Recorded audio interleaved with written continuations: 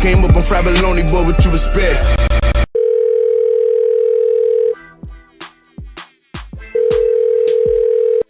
Hello? What's up, bro? Man, not much. How's everything going? Man, just you know what? Living my best life, bro. Here you go saying that dumb shit. Hey, we got to get that phrase the fuck out of here. Who started that? Hey, you know what? I don't know, bro. I don't say it though. I don't say it. Oh man. You just wanted to get on this call just to fuck with me. That's the first thing you wanted to do. I had to do it, bro. Hey, to all our listeners out there, this is Tin Man TC. And it's your boy High IQ. And this is the Fried Bologna Podcast. The podcast is as random as the Pelicans sweeping the Blazers. My God. Hey, man. I didn't see that coming. Nobody saw this coming, bruh. Hey, the Blazers couldn't get one? No. Dame? Come on, man. Look, I'm gonna praise the Pelicans, man. Like more so than what the Blazers didn't do. Drew Holiday and AD. I can't remember the last time I watched two teammates drop 40 in the playoffs. Like where I watched the entire game and I was like, oh my God, they're taking over. It's scary, man. Yeah, and the crazier thing is, I think they can get at least 2 against Golden State. If these guys are doing what they've been doing, there's no guard that is going to be able to hold Drew Holiday. With Klay Thompson's not fast enough. Now, I think Klay Thompson's a great defensive player, and he's impressed people with his defense. Yeah. But I think Drew Holiday might be a little too quick for him to guard all game. And then AD is a matchup nightmare for anybody on the Warriors. Yeah, man. He's officially in my scary good category. And we've talked about this on the show before. Only a select few make that. The dude can just take over no matter where he goes. Another thing, you brought up Holiday. I didn't realize he was like that quick and that explosive. I mean, that dude is athletic as fuck. And then you got Rondo. He's Russell Westbrook like in the open court. Yeah. He's a solid dude too, man. And then you got Rondo leading the becoming the Celtics of the Rondo of old, man, back when he was with the Celtics. It's dope, man. Yeah. It's good basketball to watch, man. Yeah. And have you been watching the Philly series against the Heat? Hey, man. Yes. That series is getting like the Knicks and Heat series of the late 90s, early 2000s. I was just about to say that, man. I was just about to say that, man. We just need like PJ Brown to flip over Chris Childs, man. Like it just sucks because I kind of wish Philly was New York for that nostalgia, But a couple things about that series. Embiid, throwback player. Like Embiid has Oakley mixed with with Xavier McDaniels, bruh. Like his type of mindset. And his troll game is god level. He's the GOAT. And then I'm really, really impressed with Ben, man. That dude's poised. Ben. Yeah, he's been here before. It looks like it. You would think he's like in his 6th year, and this is like nothing to him. It's crazy. Yeah, great demeanor. Hey, you saw he got a little tangled up with James Johnson. Yeah. I like that, man. I like when that shit happens. Nothing really happened, but something could have happened, and I like that. Yeah. That's what the league needs more of, man. Like that type of play. Let these guys do more of that. Play a little more passion. I was on the internet and I came across, a post. This is on Twitter. I came across a post about that, and everybody was saying Ben don't want it with James Johnson. And I think most people would agree with that. But I came across a quote that I had to tweet. And this really made me think. The quote is, "I'm not fighting anyone with straight back cornrows and no hang time. That's a nigga that has nothing to lose." True words have never been spoken. Think about every dude you ever known that had cornrows, that were straight back, had no hang time. That was a thug. That is a life gem right there. Damn. You might be right, bro. Damn. That was well said, bro. Yeah. Yeah. So I think light skinned Ben, didn't want that smoke. Yeah. But props to him for standing his ground and shit. Oh, absolutely, absolutely. He did what he was supposed to do. Yeah. And while we're on the topic of the NBA playoffs and shit, thought I'd just talk about two things that don't mix. All right, let's hear that. So, we're both hoop fans.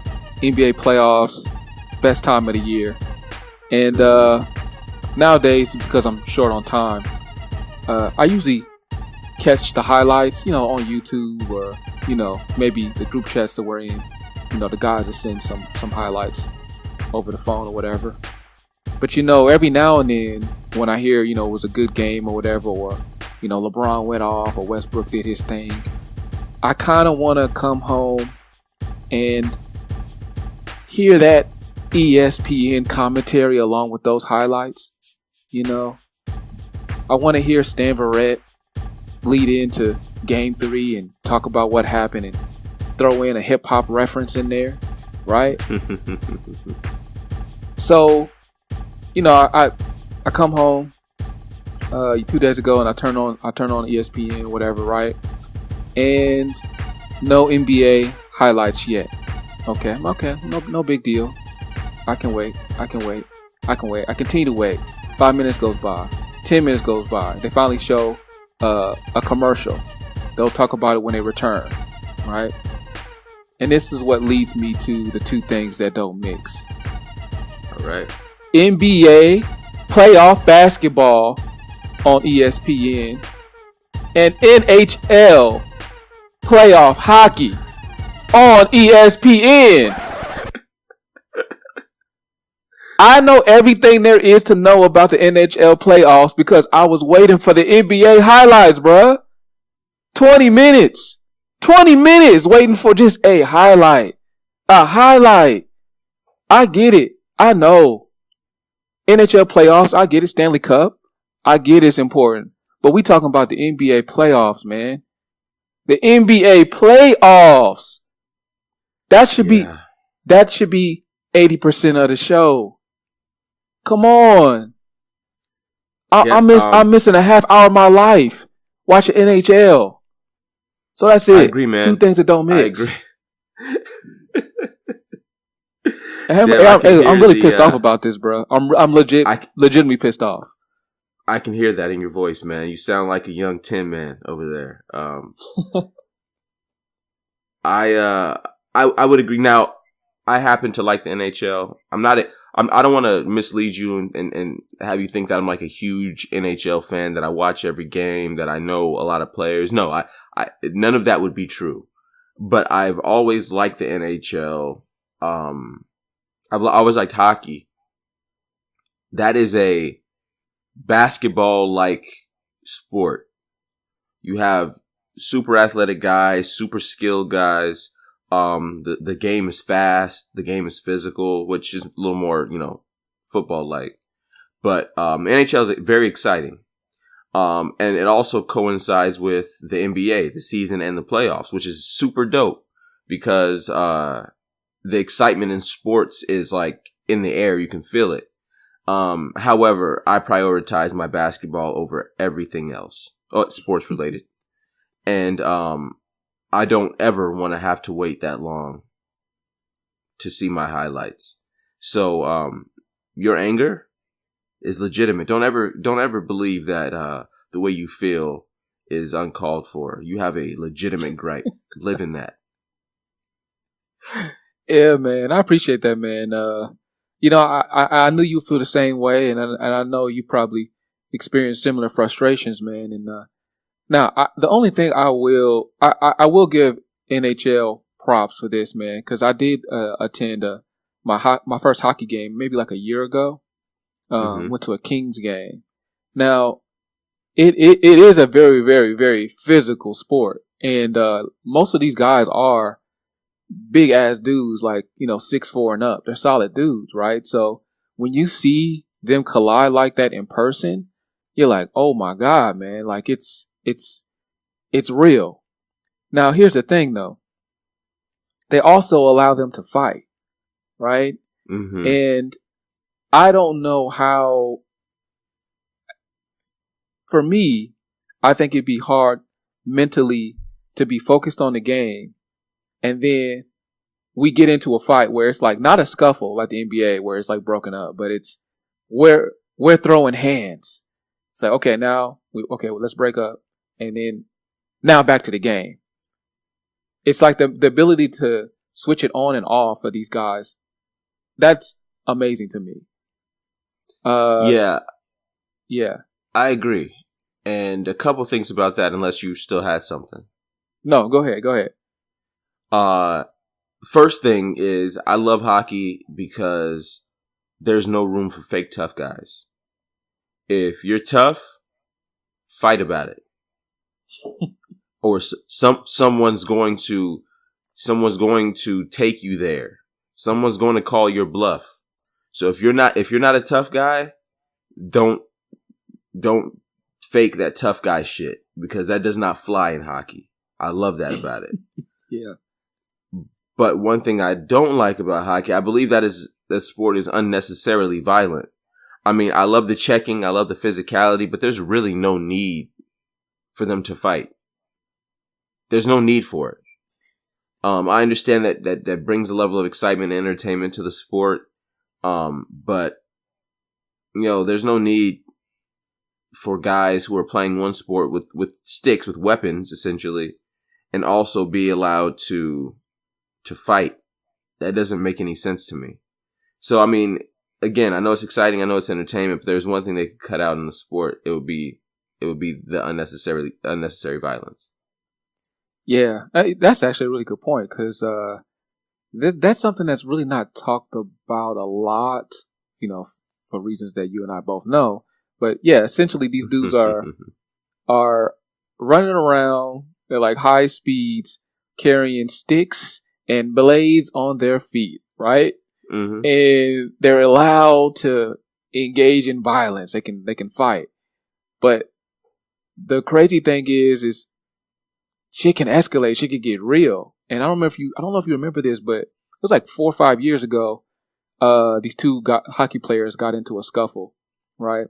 It gets broken up, and then one of the hockey players pretty much just skates behind the dude and just whacks him in the head with a hockey stick, knocking him out cold. I'm like, yeah, see, shit like that can happen. You just let them fight. Yeah, it's crazy, man. Yeah, it is crazy. Crazy sport. I support it. I love it. I remember when I first got into hockey, one of my homeboys back in the day, shouts out to Teron Parker, first black person I know to actually have an interest in hockey. He was one of me and my brother's best friends growing up, so he got me and my brother into hockey. And then one day he got caught ditching school and never picked up a hockey stick again because his mama beat the shit out of him. Damn. Yeah, I know. What could have been, because he was good. And I mean, we were young, but he was a really good hockey player. So who knows what could have happened. Could have been the GOAT. Yeah, it could have been. Yeah, so, first off, I guess second or third off, wherever we are, my allergies have been whooping my ass. So if at any point you hear me sneezing uncontrollably, I apologize to everyone. Yeah, man. Allergies are real, bro. Yeah. Allergies are real. I think the only thing that might be worse than allergies, like as far as like things that you just got to deal with. Some people got to have like they get really bad migraines and shit, bruh. I've Yeah. never had one, but I have. I've heard they can get real. I don't get migraines, but I've had migraines before. And I had one semi-recently, maybe a couple months ago. It made me nauseous. Like, my head hurt so bad, I felt like I was going to puke. And from what I understand, people who suffer from migraines, they go through that often. So, yeah, I feel really bad for them. Yeah, man. Shout out to migraine medicine, bro. Yeah. There's something to help migraines. That's, smoking weed. Speaking of which, 420 just passed. Did you celebrate the holiday? You're not gonna believe this, man. I completely missed the holiday. Yeah, I'm really disappointed in myself. However, I have to say this. I must say this. Driving around yesterday, passing all types of different dispensaries, right? Mm-hmm. I don't know how it was in your area, but in my area, there was an electric buzz around the city. Like I was driving around and it felt like the day after when the good guy saves the town from the bad guy. Like people helping each other, people helping building each other houses and stuff. And it's like, like you see like a black and a white man shake hands, like kids playing in the street, having fun. It was like an old lady getting helped across the street. Yeah.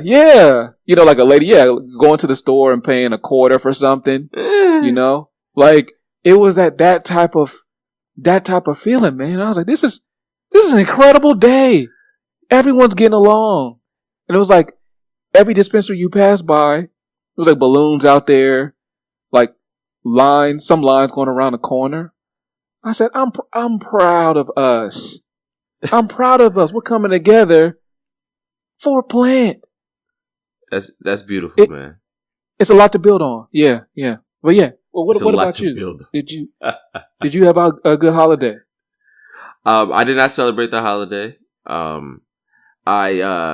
to be quite honest, I generally don't, and not because like it's just something always comes up.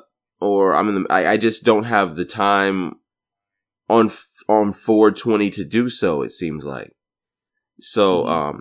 No, I didn't celebrate. I'm not against it, of course. But I do question 420, especially for pot smokers. I say pot. I use that word facetiously because I hate the word pot. Like I don't know where that word came from.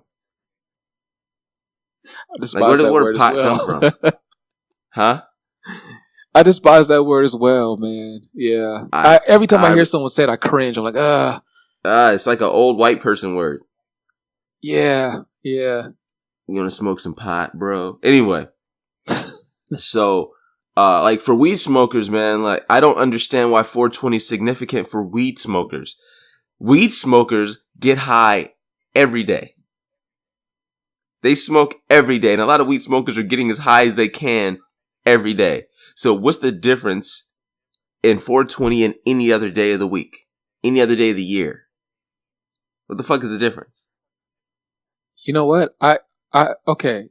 I've thought about that, and I've always, and I'm not like a connoisseur here, but I've always looked at it like, okay, yeah, they smoke every day. But on 420, we're going to take it to a different level. It's like, okay, yeah, we hoop every day, but NBA playoffs, we're going to go a little bit harder at the park. It's like that type of thing. Now imagine just having a day dedicated to it. I feel like they just go hard in the paint. That's just the way I looked at it, but I don't know. I don't know either. Well, I think 420 is more for casual or once a year weed smokers, people who don't smoke every day or people who don't smoke very often. I think 420 is more for them. Because being that the day is like, it's a novelty, you get a chance to kind of, it's like, it's like Cinco de Mayo. It's a day dedicated to it. So those who don't do it often get a chance to take it to the next level. Okay. That's what I thought. That's what I thought until, I came across Snoop Dogg's Instagram page. You would have thought Snoop Dogg was getting ready to have his first child while running for office, while joining death row for the first time. Like he was like that giddy, He was wearing suits. Man, I wonder how their 420s are. A mere mortal couldn't survive a 420 with Snoop Dogg. A mere mortal couldn't withstand it. I couldn't survive fucking 902 with Snoop. I don't care what day of the year it is.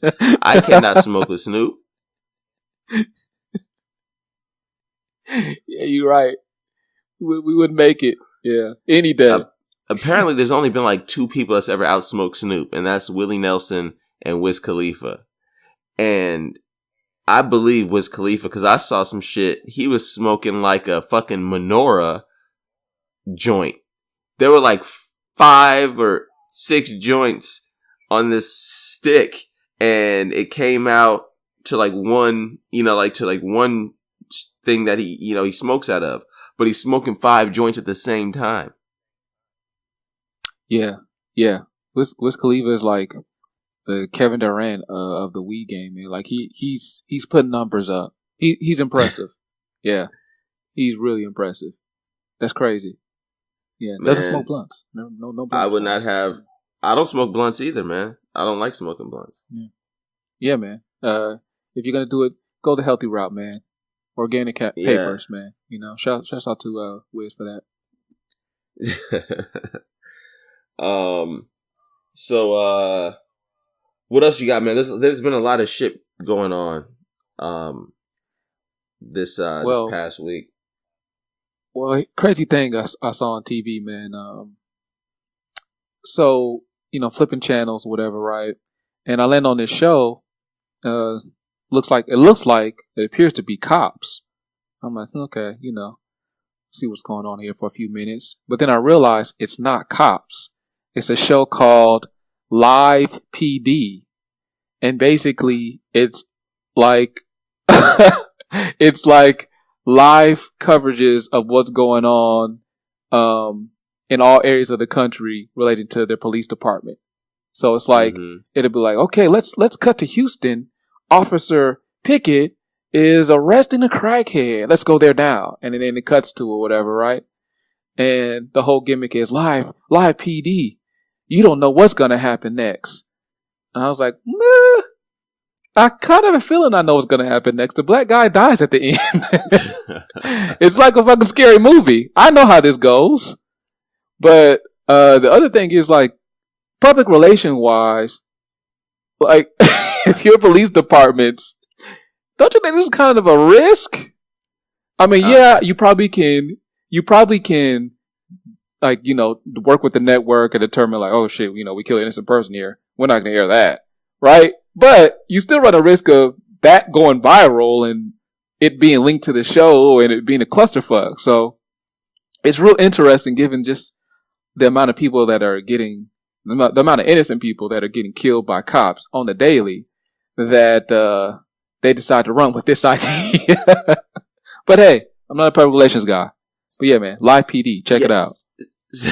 Seems like a terrible idea because because you run the risk of running into a situation like the one we saw happen at Starbucks this past week with 2 black guys getting arrested for just chilling. Right. Yeah. For those of you who have been in a cave, there's 2 black guys who were at Starbucks. I think one of them asked to use the restroom. The owner said, or the manager said, no, the restroom is reserved for customers, and he wasn't tripping. went back and sat down. They were waiting. He and his friend were waiting for one of their business partners to have a meeting, come talk business. And manager didn't like it, called the cops, and had these innocent young black guys arrested for just sitting down waiting for somebody at Starbucks. Now, IQ, I know you've been in a Starbucks or two over the course of your life. You're a coffee drinker. There's a lot of people that just sit and chill at Starbucks all the time. They're working. Right. They're conducting business. Some of them are fucking looking at porn. I don't know. They're just in there chilling. And I've seen people of all races do that. So this leads me this leads me to believe that Starbucks does not have a culture of racism. At least not in my estimation. I believe it's that manager and the culture of that particular Starbucks that has set a tone for what kinds of people that they don't like in their establishment. So even though I'm not a coffee drinker, I'm not going to boycott Starbucks. However, it's fuck that manager who doesn't work there anymore, by the way. It's fuck that manager and fuck that Starbucks all day. Yeah, I'm right there with you. Yeah, because of course it started going. It turned into, I'm never drinking Starbucks ever again for one isolated incident, right? Right. The real funny thing about that is, like you said, I tend to go to Starbucks on a regular, right? And I've seen what comes out of the Starbucks restrooms. I've actually walked past someone exiting the Starbucks restroom, homeless guy, that told me he was on crack as he walked past me. So I'm on crack, bruh. Walked past me. So the irony of just like these regular black guys can't use the bathroom is just like, it's hilarious to me.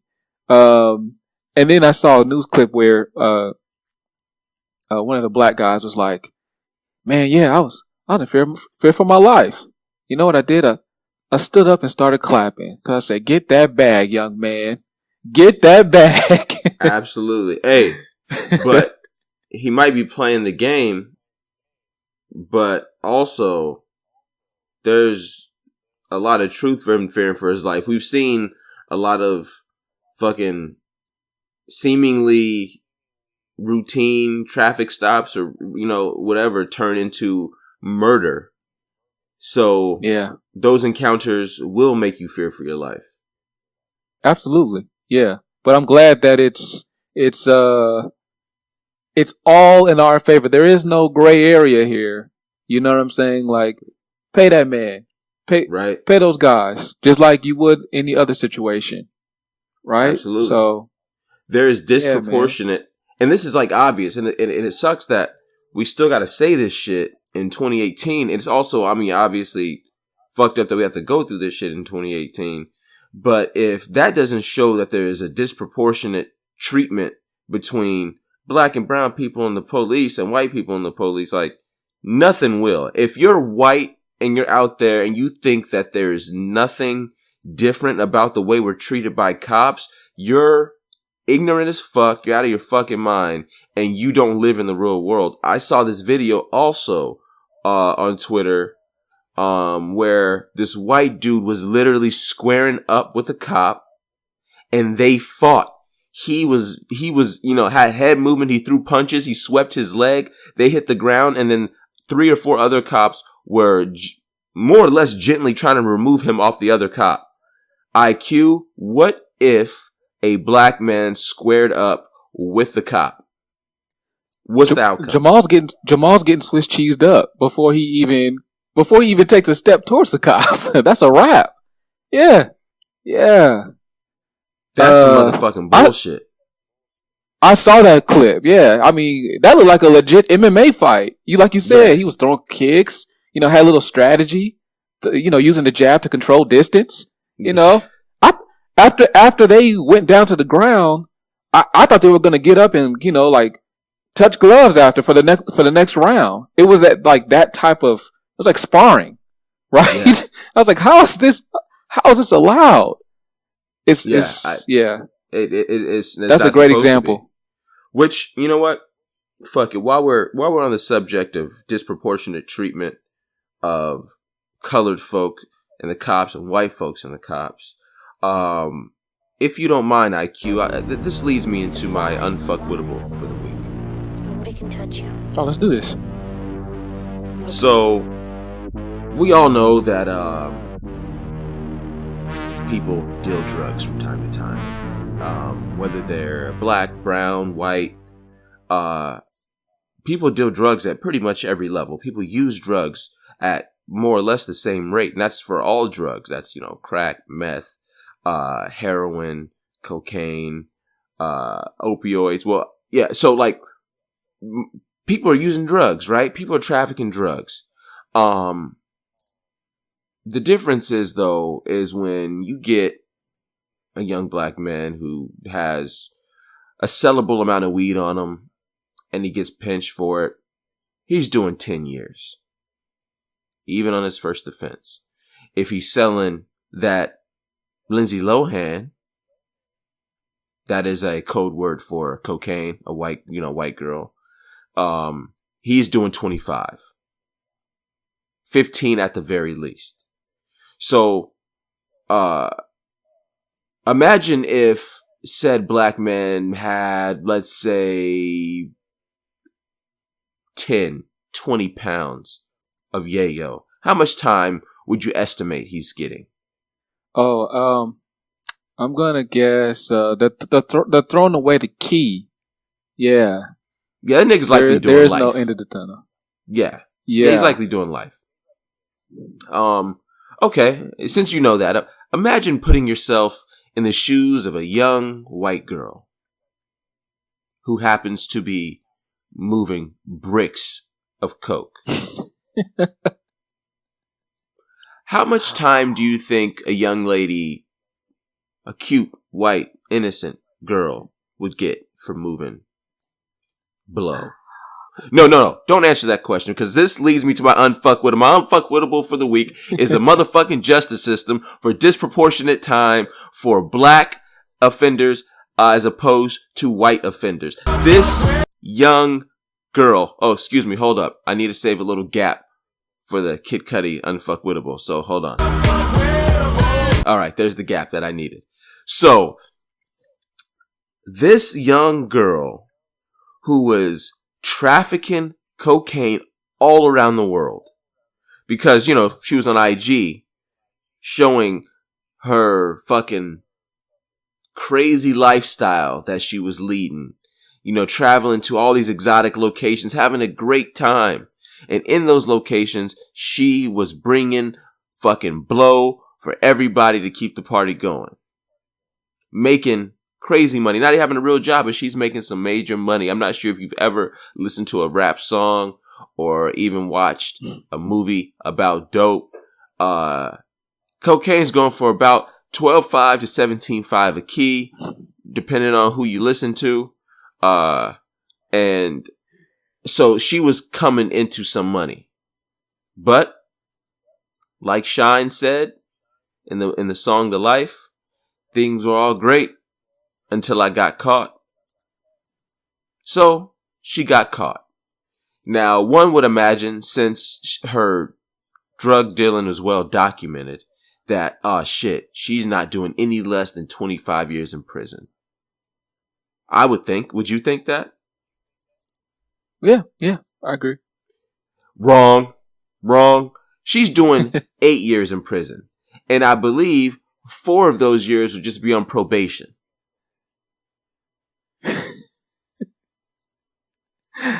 So less than 10 years for doing Scarface numbers? Less than 10 years for trafficking cocaine internationally. So that is all. I guess now we can talk about it since my fucking diatribe is over with. 8 years for moving for moving an impressive amount of weight.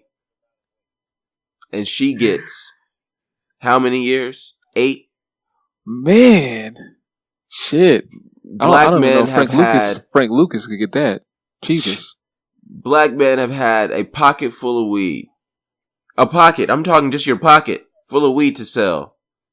And are doing fucking football jersey numbers. Oh man. Unbelievable, man. Unbelievable. It's like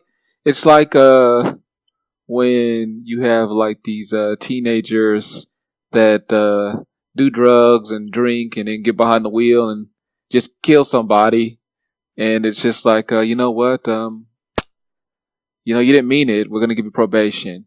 You know what I'm saying? It's nuts, man. It's so or a corrupt. white swimmer from Stanford raping a girl, people catching him in the act, and him not even going to jail. Yes, it's fucking nuts, man. Yo, this being white thing is insane. I'm reading this book. I don't want to go too much into it, but this book is kind of talking about the justice system and how fucked up shit was back then. Black cops not even being able to allowed on the police force, and then when they were allowed on the police force, they weren't allowed to arrest anybody, and they definitely weren't allowed to arrest white people because, as one of the police chiefs said, and I believe the mayor said this too, is the white man is not used to being subservient to the Negro. Damn. Well, what's the name of this book? It's called Locking Up Our Own, Crime and Punishment in Black America. Great book. Long fucking book, but great book. Sounds long. Sounds like it'd probably be long. Oh yeah. But I started this book. I've started this book like towards the end of January. I'm not done with it because, like, even though it's a very interesting book, a great read, it's like every time I want to go read it, I'm like, oh God, these long ass chapters, man. And I talk myself out of it. So, I'll be finishing eventually. I'm like halfway done with it. Shoot, man. Hey, I've been there, man. I remember, waiting to the last minute for some book reports and try to cram in like a Harry Potter book in one Sunday, and you be like from chapter 1 to 3. Sometimes you be like, oh shit, I didn't zoned out. Zoned out. I have no idea what happened here. Yeah, I've been there, bruh. You were talking about the police, and again, I had some time to watch some TV here, and I came across the show that we've all heard of. It's called the Scared Straight. Right? Yeah. I've heard of that show. Now that comes on A&E, I believe, and they had a throwback episode on there. Now, here's the thing with Scared Straight. I mean, the premise of the show is they're scaring these young roughneck kids, or sometimes wannabes, straight, showing them how real the prison system is. Right? Like it's crazy out there.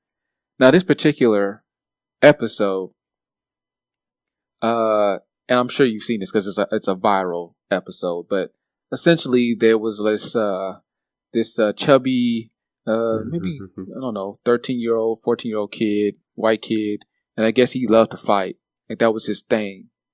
And they had some inmates come over and talk to him, and then they said, oh, you think you're so tough? And he's like, open up this candy. I guess it was like some type of candy, and he made the kid smear the candy on his lips as if to mimic lipstick. And he's like, now put this wrapper in your pocket and put your hand in my pocket. You my bitch now, or something along those lines, right? Now, here's the thing. Was this hilarious? Absolutely. Yes. Yeah. But then I was like, do you realize what we just witnessed? Now, A&E is breaking barriers here, because I would argue for the first time on television, when this first aired, that was the first time we saw on national television someone was made to become someone's bitch. Think about that. Not like we always see people get pumped, beat up, roughed up, right? ridicule, but we've never seen anything like that on TV. And they aired it. Like, yeah. That's incredible. I mean, take it just one step further. Mm-hmm. They essentially, A&E, normalized rape. Like prison rape. They just normalized it on television. Like, we know what that means. You're my bitch.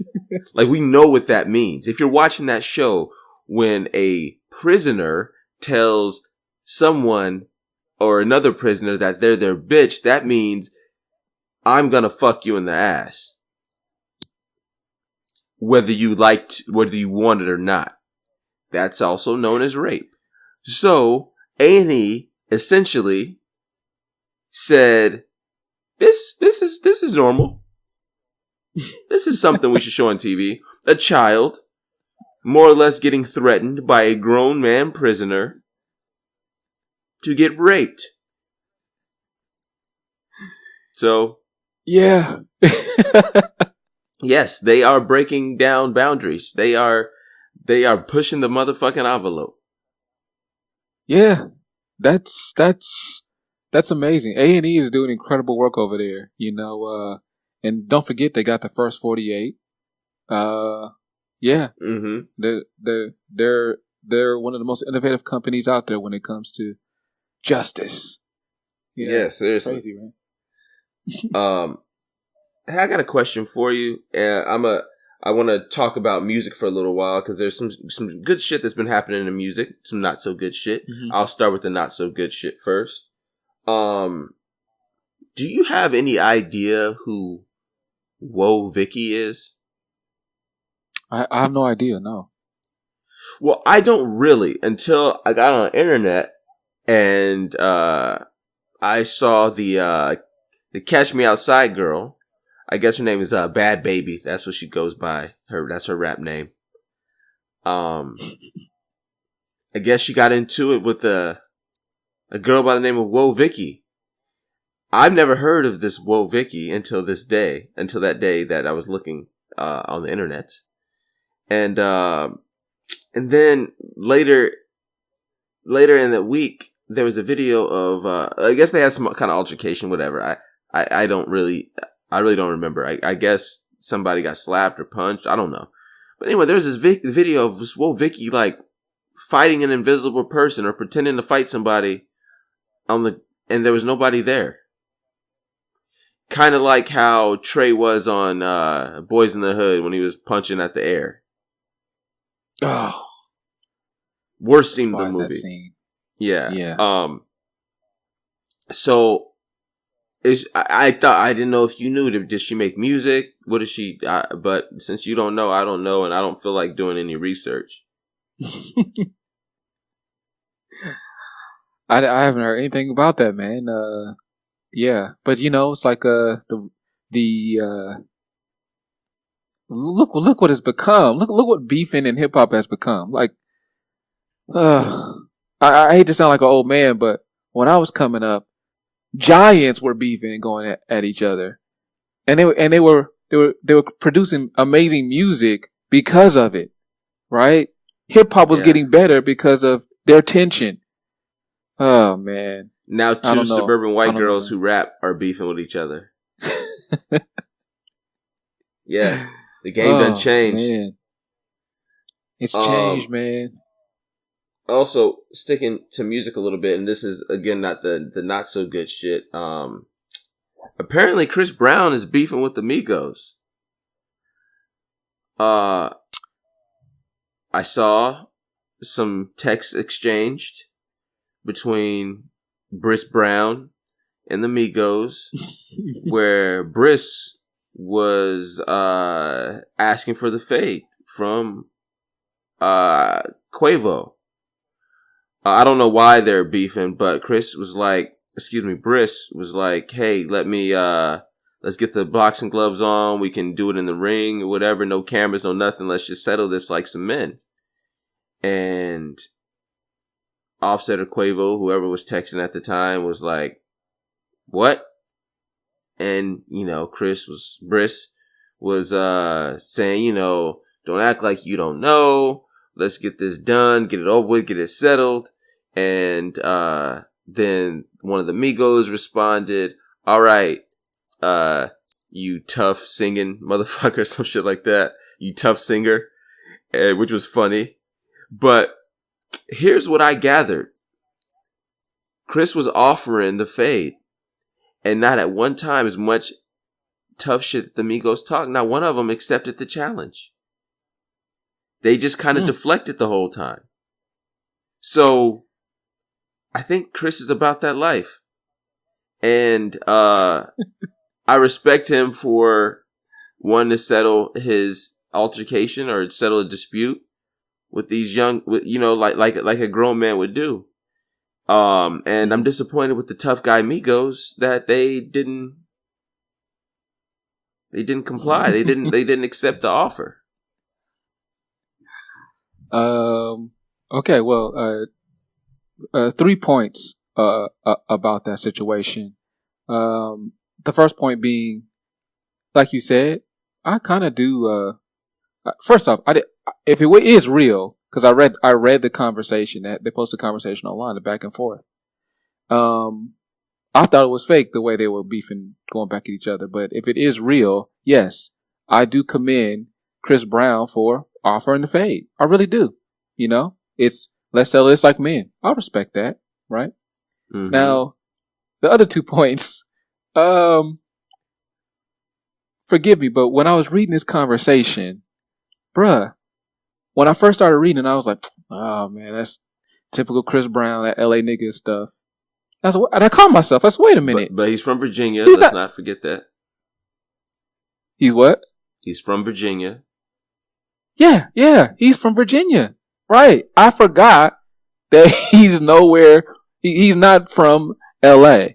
Secondly, I felt guilty because when I was reading the Chris Brown parts in my head, I was reading them in a Nipsey Hussle-esque type of accent. And I said, "What am I doing? Why am I doing this?" Yeah. It was so crazy, man. It was crazy. I forgot. I'm thinking Chris Brown is born and raised in LA and was tied to the gang culture for years and all that, man. I totally forgot about the transition. So maybe he wasn't about that, but maybe now he is really about that life, You would think Chris Brown is at the Slauson swap meet every week getting Pro Club t-shirts. Every week, yeah. House shoes. Yeah. And going to the liquor store and getting into it with the owner. And then the owner says, "I feel sorry for your mama." And then Chris loses it. Like, on that type of shit. You know? But one would fucking think. Me personally, I'd rather just sing, make millions of dollars, and be an international playboy. But I don't know. Man, you would think that that's what I would do. After that whole Rihanna situation, he would shy away from any kind of violent altercation.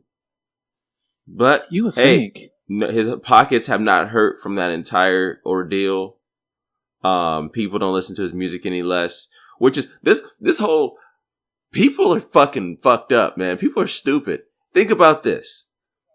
We all were outraged that Chris Brown whooped Rihanna's ass, yet he's not out of here. He's still making music that people love. And people still say he's one of the best entertainers ever. Some people still will buy his albums and listen to his music and go to his shows, right? But we're outraged. Mm-hmm. Our motherfucking Kelly pissing on young girls is a known pedophile, yet people still going to his shows to listen to his music. People don't give a fuck what you do if you are good enough at your craft. You can do anything you want to do. I agree. And to add on to that, the thing that really makes me mad, really makes me mad about the R. Kelly shit is like, you know, yeah, that's some sick shit, you know, messing with kids and stuff. But like, he knows that all it takes is another hit single for people to forget him. He knows this. Like in interviews, he's very close to saying it, you know, and that's what really bothers me. He's like, yeah, I'll just put out another, you know, another bump and grind, and things will be all right. You know what I mean? We got to do better. We got to do better. Yeah, well, they got to do better because I'm with Vince Staples. Fuck R. Kelly. I ain't messing with R. Kelly or anything he does. Although that nigga's got some hits, man. I can't deny it. I hear some shit if it ever come on the radio or something. I'm like, damn, I hate that this is R. Kelly who made this. I know, and it's because sometimes like when you're in the car and like the radio's on and they play like an old R. Kelly joint, you're like, oh shit, and then you reach to turn the music up, and then you remember like, oh shit, and then you kind of turn it back down. You know, you quickly turn it down. You look around because you don't want to be, you don't want to be associated with that shit. No, but yeah, I feel you. Especially when you're in traffic and you just so happen to be in a school zone. You know what I'm saying? And the high school and middle school is right across the street. Like, everybody knows that that's the soundtrack to pedophilia. You know what I'm saying? You don't want to be that guy looking like he's selling ice cream.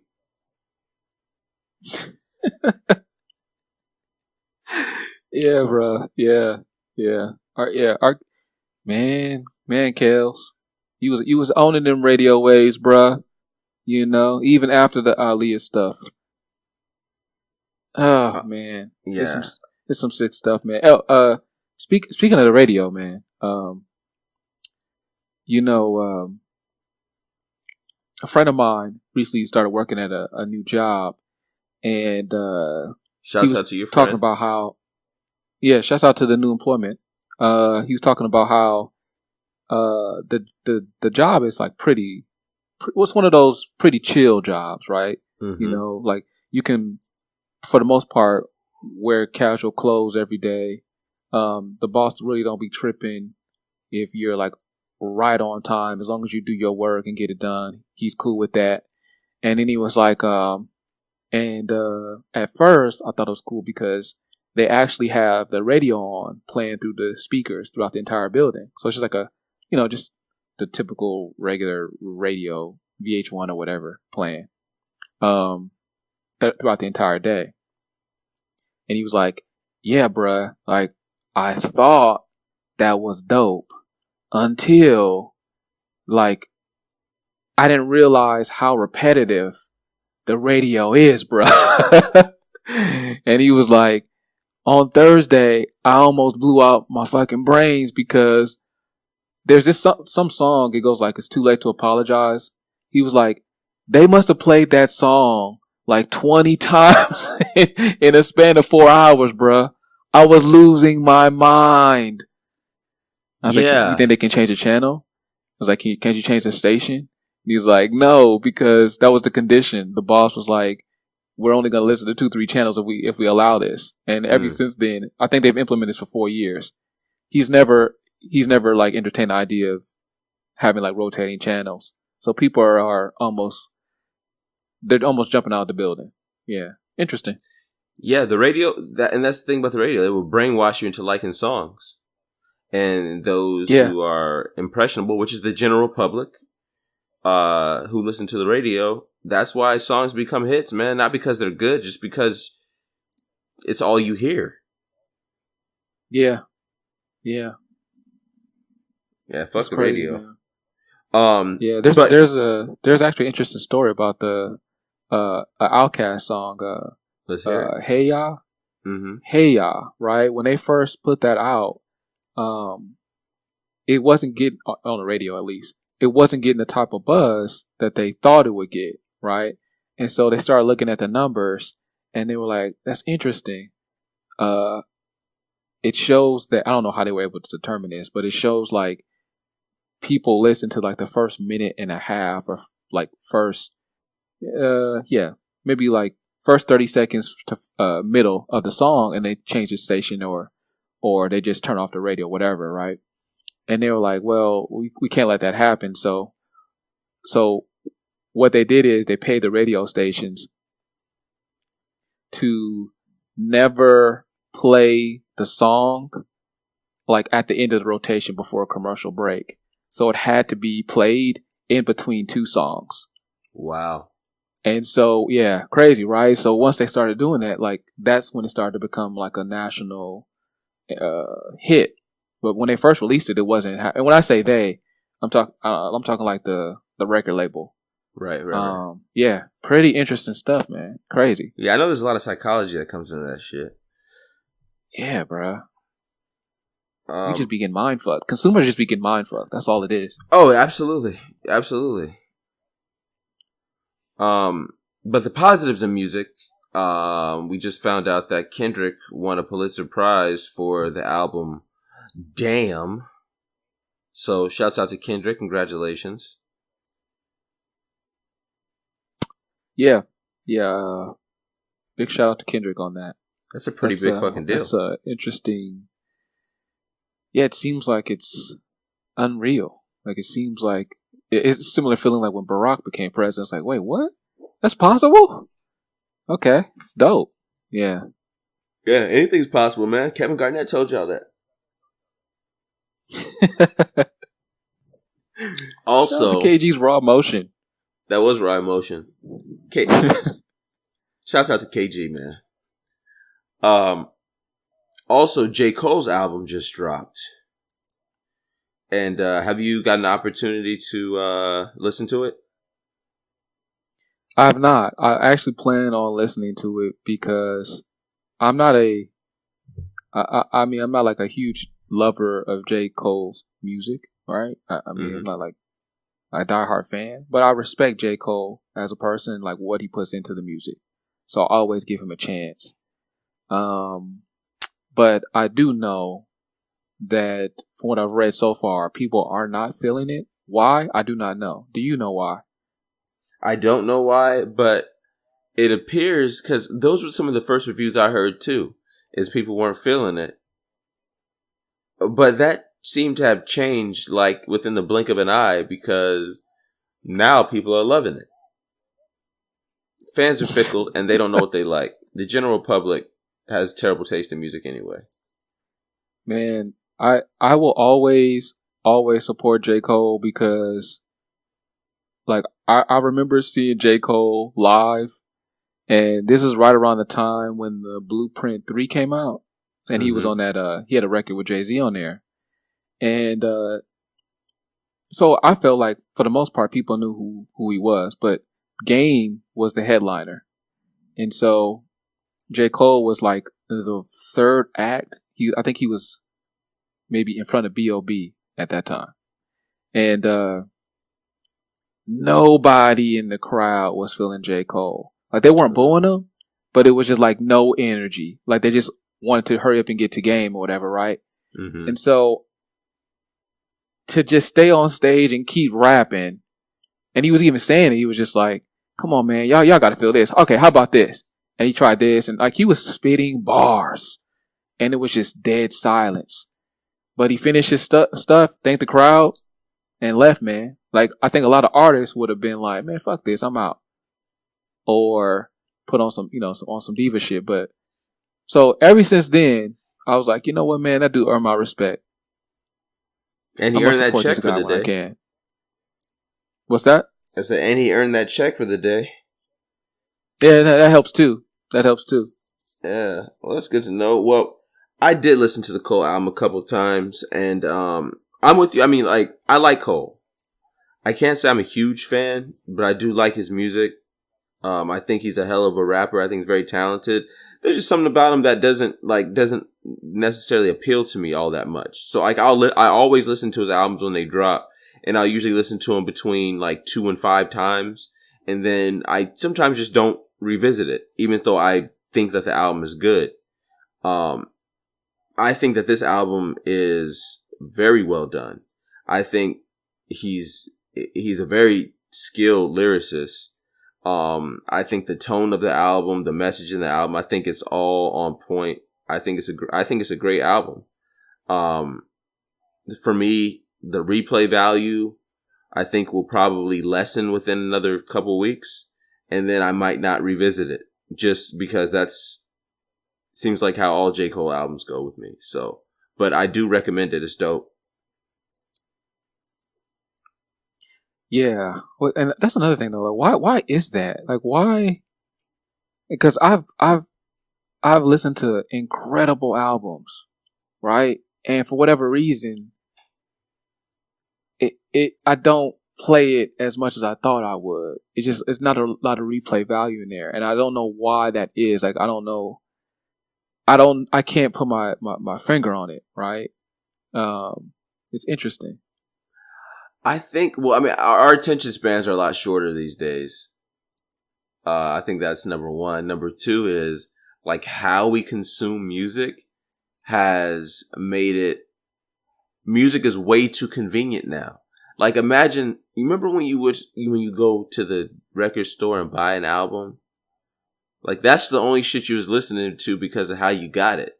You had to go to the store, you had to pay for it, you had to open the packaging, you put it in your CD player, and that was the only thing. But now, like, you have anything you want to listen to at your fingertips at any given moment. So we never get to live in albums very long anymore. It's just because everything's just too accessible. So I wonder as an artist, you're probably like, I mean, if I come into this industry and I'm like, I'm trying to be one of the GOATs. Unfortunately, I think one of the things you have to do is like outwork the market.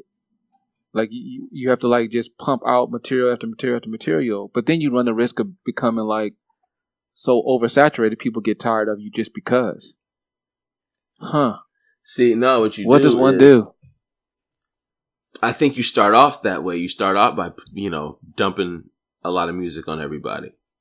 Mixtapes here, then the anticipation of your first album, and then you maybe drop another mixtape and another album, and then you disappear for a couple years. You don't make any mixtapes, no more albums. You might do a feature every now and then you drop that midnight single out of nowhere. Nobody's expecting it. There's no anticipation for it. Then all of a sudden your streaming numbers are 1 trillion. And then you drop another single out of nowhere. Everybody's like, what the fuck is happening? I think they're about to drop an album. And then a month later you drop that album. Or 2 months later you drop that album. That's how you do it. I mean, I don't know who started that. I want to say it was Beyonce who started that, those midnight releases and no prep for albums. You just surprise everybody with it. And I think that surprise manipulates the mind. Like, being that it's new, people think it's great, even if it's just decent to mediocre. Yeah, it's true. That's a good strategy, but I wonder if that surprise strategy works for Beyonce because it's fucking Beyonce. It's like, if I throw a surprise party for Beyonce, 1 million motherfuckers gonna be there. But if I throw a surprise party for J. Cole, it might be 8 of us. Like, you never know. Like, that's the thing. It does depend on who you are. Yeah, it definitely depends on who you are.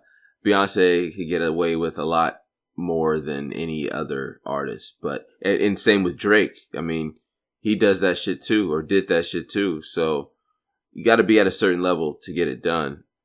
But again, you front load all that hard work, all that grind, and then you can do whatever you want on the back end.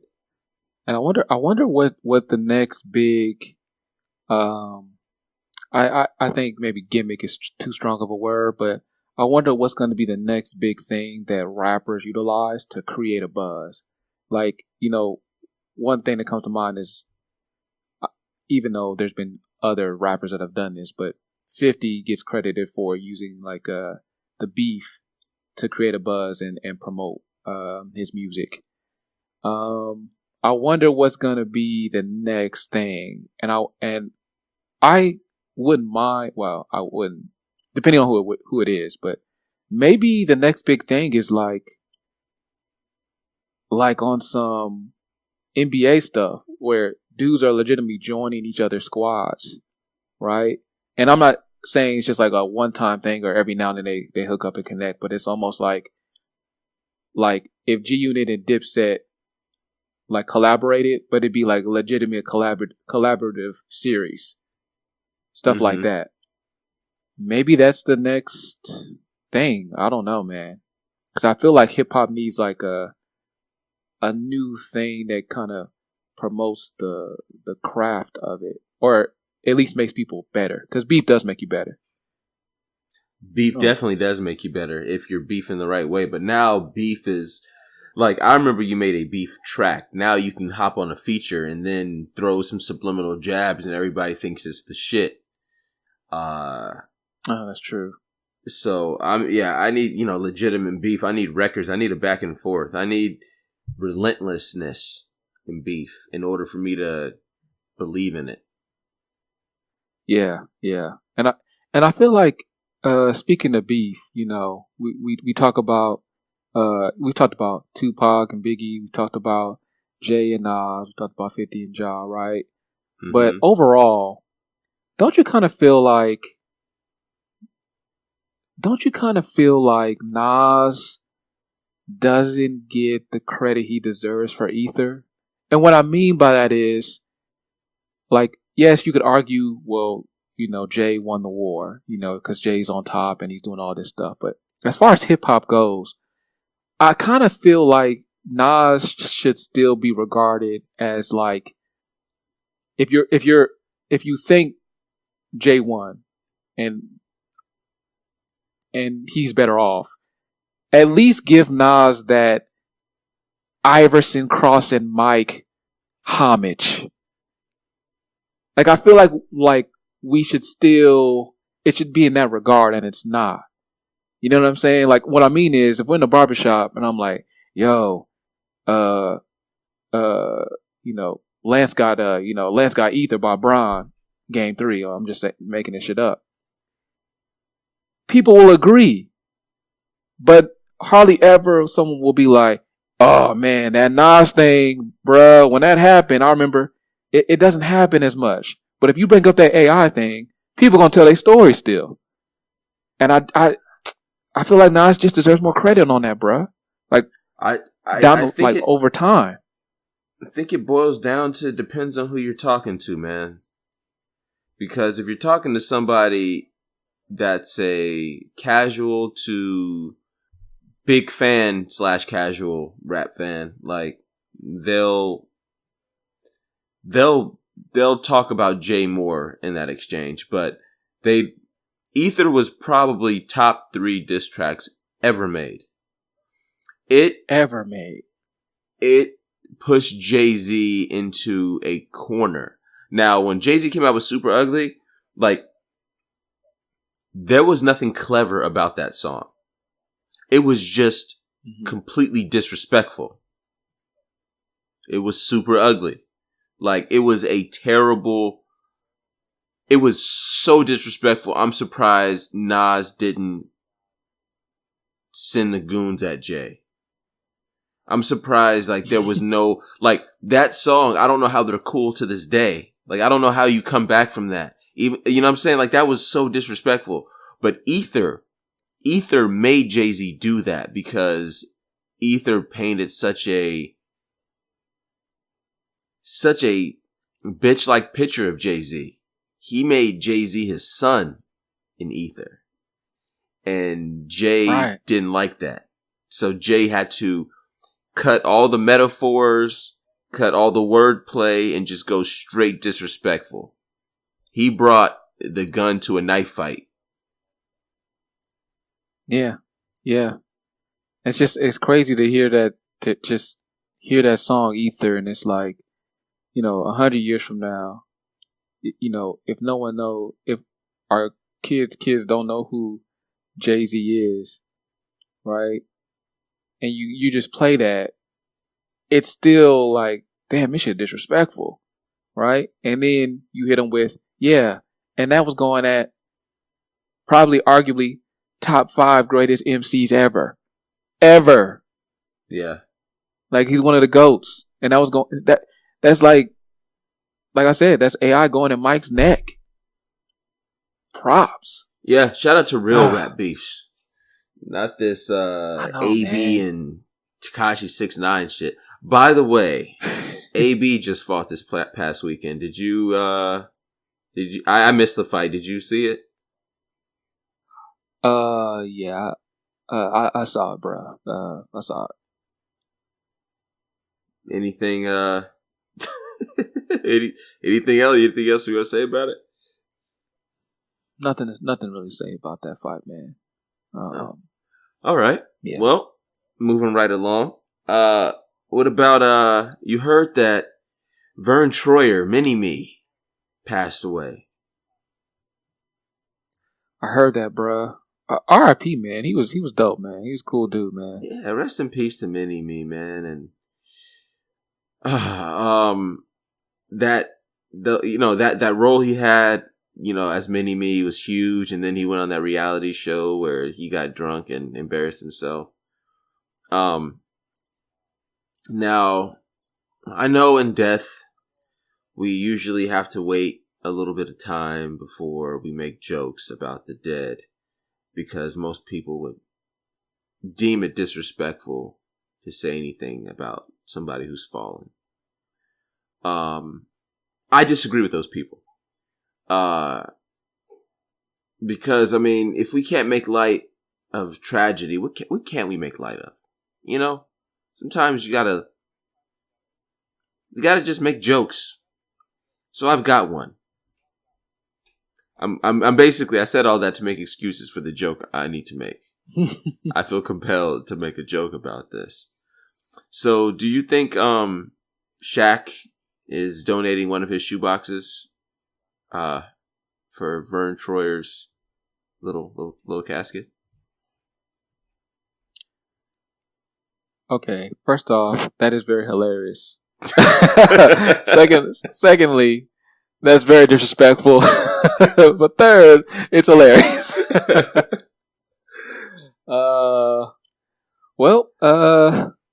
Guess we're going to hell, bruh. Hey, man, you gotta believe in hell to be able to go to it.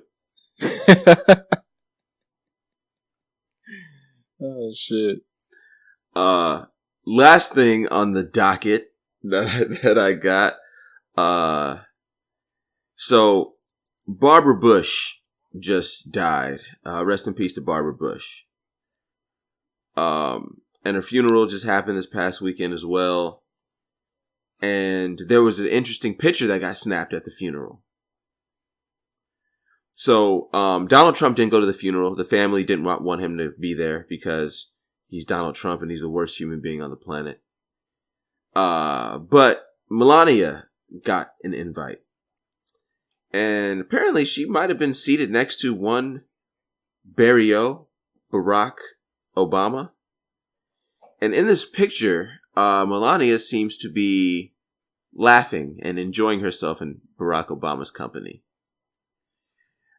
Now, I don't know if you remember a call months and months ago when I said, when I came up with the reason why Donald Trump hates Barack Obama so much.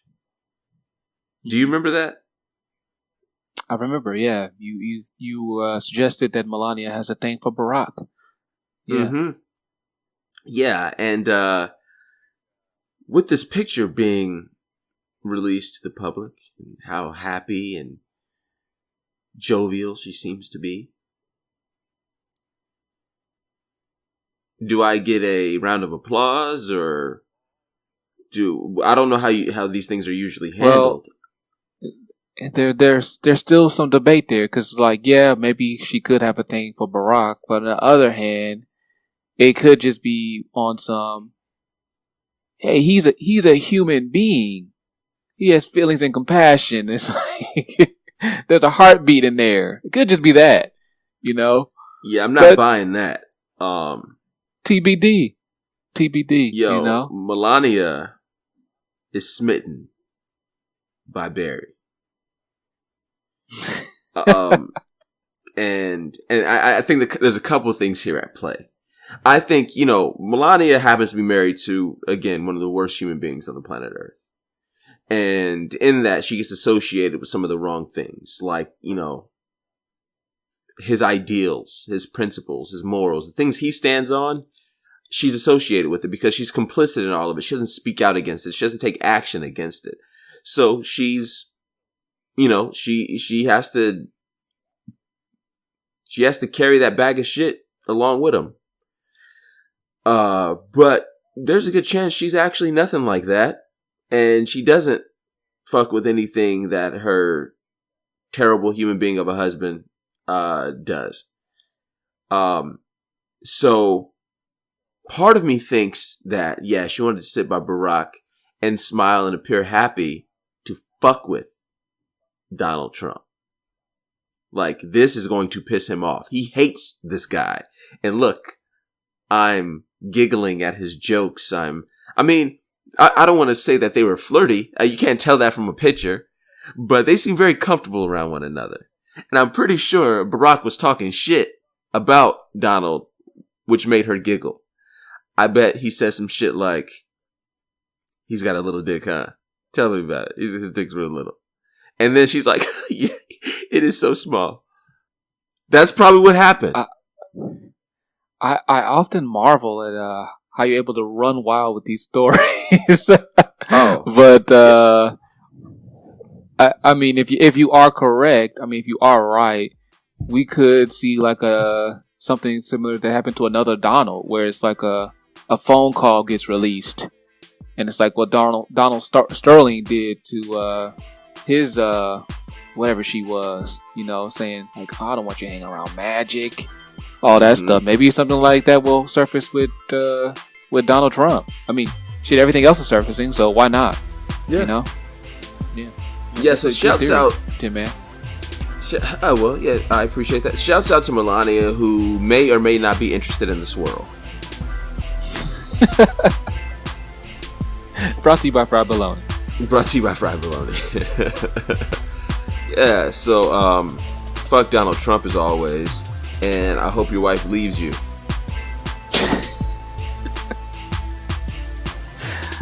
All right, man. On that note,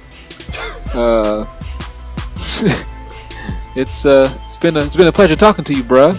Hey, man, the pleasure's been all mine. It's always fun. I can't wait to the next one. Likewise, bruh. Hey, and as always, man, we're just a couple of suburban hood niggas out here trying to make it. Amen, brother. Amen. All right, man, you take it easy. All right, man. You too. Peace. Peace.